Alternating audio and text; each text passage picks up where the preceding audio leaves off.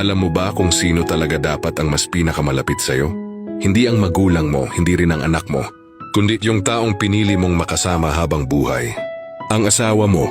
Oo, pinalaki ka ng magulang mo pero hindi sila ang tatanda kasama mo. At kahit gaano mo kamahal ang mga anak mo, darating din ang panahon na bubuo sila ng sarili nilang pamilya.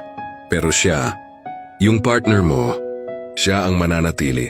Pag may sakit ka, siya yung nag-aalaga sa'yo. Pag pagod ka, siya yung unang kakampi mo.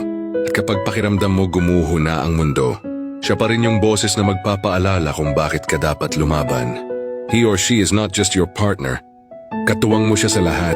Kasama mo sa tagumpay, sa iyak, sa mga tahimik na gabi na parang walang nakakaintindi.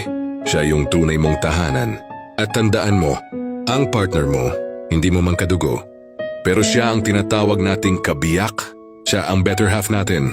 Siya ang kalahati ng buhay mo.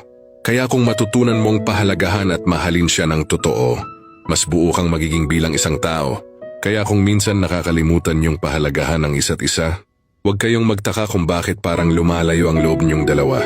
Pero pag natutunan niyong magpatawad, magtiwala, at magrespeto, makikita niyo unti-unting bumabalik ang gaan ng samahan. Ang tunay na pagmamahalan ay hindi kung sino ang tama, kundi pag-uunawaan kahit pareho kayong nasasaktan. At sana mapagtanto mo ito. Hindi laging dugo ang sukatan ng loyalty. Pinsan yung taong pinili mong makasama, siya pa yung tunay na handang sumuporta, magsakripisyo at magmahal ng totoo. Your partner is not a background character. Siya ang backbone ng peace mo, ng buhay mo, ng tahanan mo. Di siyempre huwag kakalimutan lagi ang Panginoon, na siyang unang-una sa lahat. Dahil kung hindi dahil sa Kanya, hindi ka mabibiyayaan ng mabuting asawa at ng pag-ibig na totoo.